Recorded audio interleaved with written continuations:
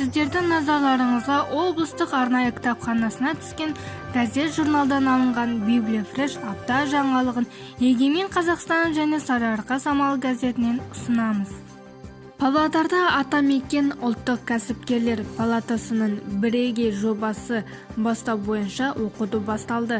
Эпидемиологиялық жағдайға байланысты кәсіпкерлік негіздерін үйрететін оқу биыл алғаш рет онлайн режимде өткізілуде. Карантин уақыты өнер адамдарының өзгеше ізденісіне, тыңдармандармен жаңа байланыс орнатуына мүмкіндік ашуда. Оған дәлел елімізде алғаш рет онлайн жоба негізінде құрылған шертершілер ансамблі.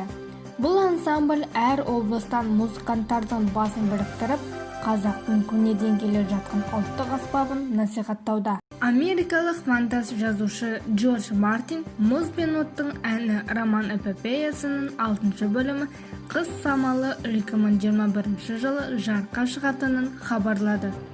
Биыл өңірде Павлодар облыстық білім басқармасы 1 және 10 сынып оқушыларының жазғы демалыс барысын мамыр айында жоспарлаған болатын. Яғни жазғы каникул кезінде өңірдегі эпидемиялық жағдай шарттарын орындай отырып, балалардың жазғы демалысын дәстүрлі немесе қашықтық форматта өткізу бағдарламасы әзірленді. Библия Фреш апта жаңалықтары өз мәресіне жетті. Келесіде қызықты жаңалықтарды күтіңіздер.